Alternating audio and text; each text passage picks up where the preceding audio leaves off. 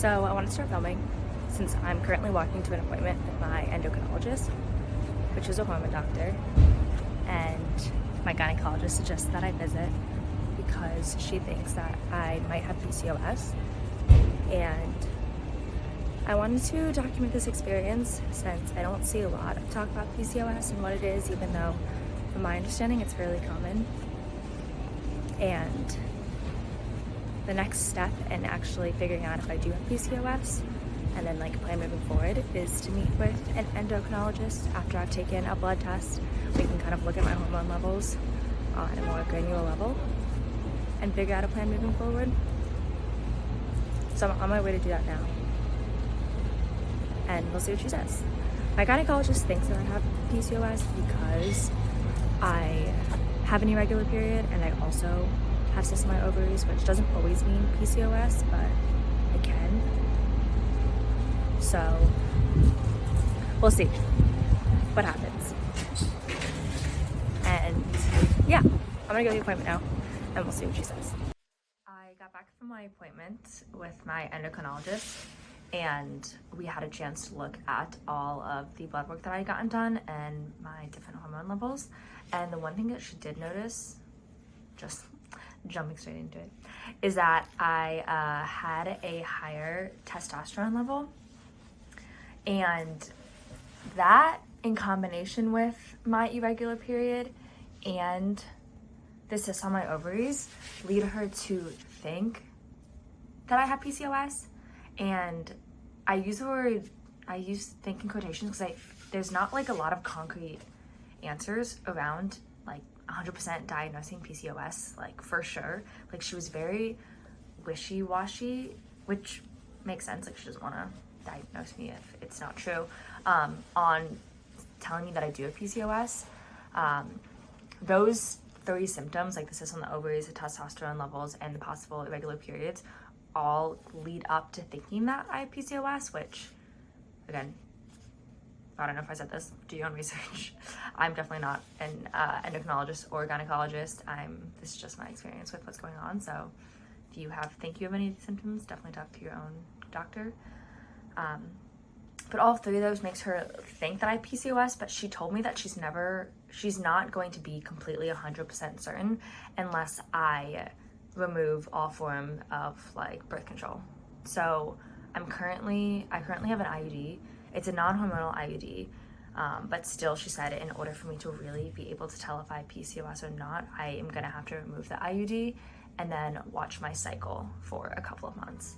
And what's crazy about this is that she said to me, which it is up to me, but she was kind of like, you can do this now, or you can do this when like you take out the IUD and you're trying to have kids, but it's up to you.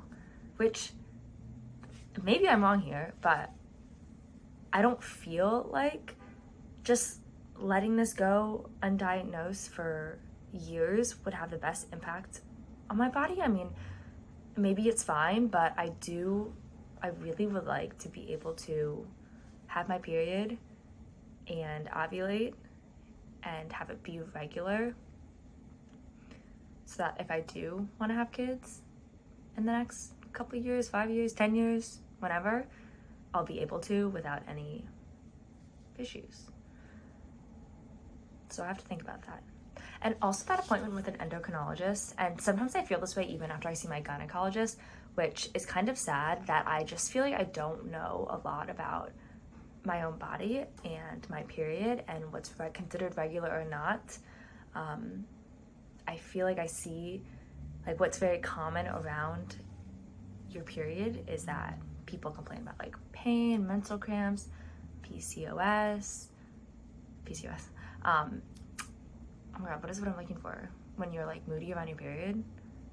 PMS, and how that's all super normal, which I know from like talking to my gynecologist and endocrinologist that it doesn't have to be like that.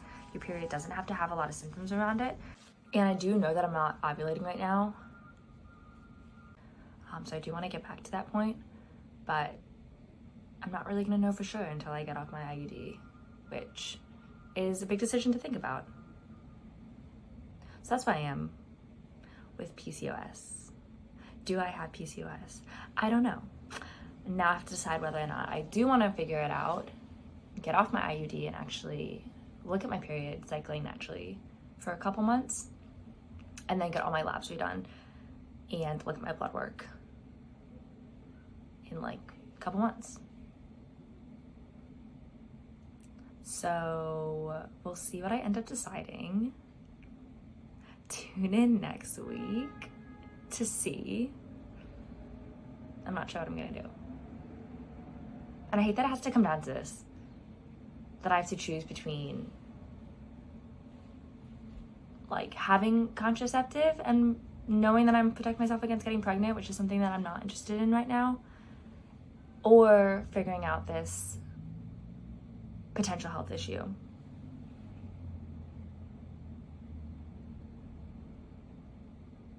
So yeah, we'll see what happens.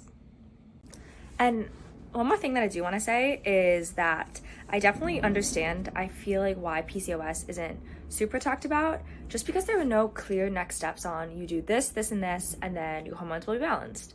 You do this, this, and this, and your period will be regular, and you won't have any issues anymore. It's very, I guess, subjective to every single person, and it really depends on each person's situation, which makes it very hard to kind of have like an overarching guide to working with your PCOS, or even just diagnosing it in general, which just makes things really difficult.